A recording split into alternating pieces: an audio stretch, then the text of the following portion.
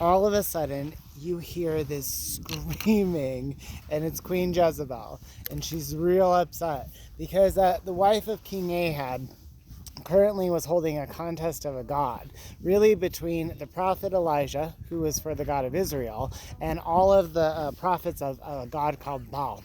And that was who Jezebel adores. So 450 of those guys come up against Elijah, and crazy enough, the God of Israel won out.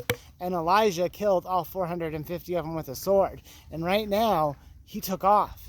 He ran. And he's running until he gets to a mount where he can rest. And as he sits down at the mount, the weight of what's happened and all the deaths comes upon him. And he asks God to die. He experiences a bout of depression and becomes suicidal. And just about the time that happens, God sends an angel of the Lord down to Elijah, who's his only prophet at that point, and he says to him, please, rest, sleep.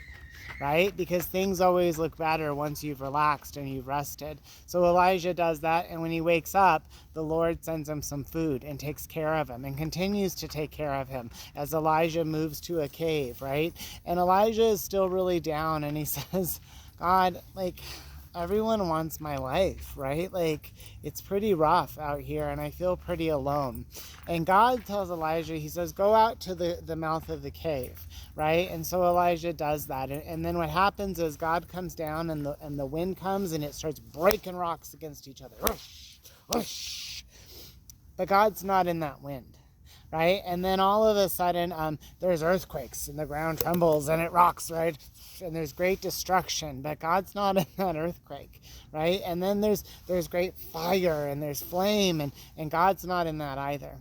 And Elijah sits there, and then God says to him, Elijah, what's going on? What are you doing?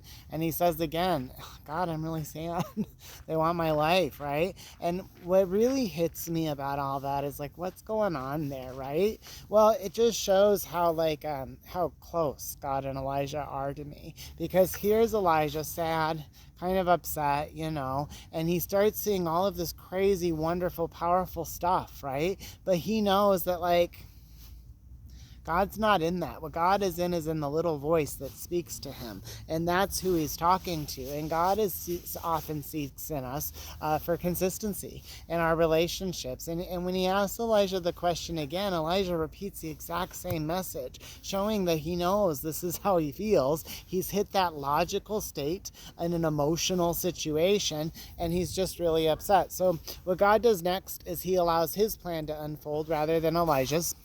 And he says, Elijah, I want you to go. You're going to go anoint this guy as king of here, right, of Syria. Then you're going to pop over here. You're going to anoint this guy of king of Israel over here, right? And then Hazael's going to meet this king. And then, and guess what?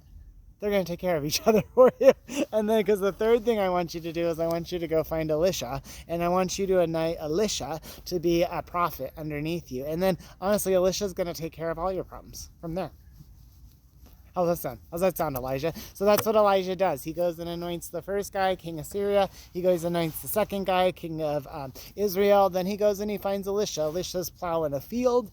So he throws his mantle down, and Elisha says, can I go say goodbye to my mom and dad? Because that's important. And so he does that, and then they end up taking the oxen and his mantle and making a feast as they go on to have a really great partnership.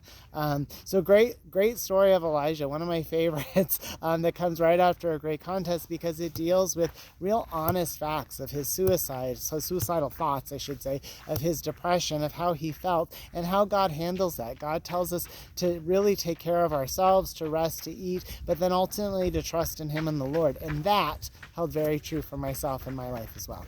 All right, hope you're having a great one. I am sitting here enjoying a beautiful park, chatting at Cheesman. Happy Sunday.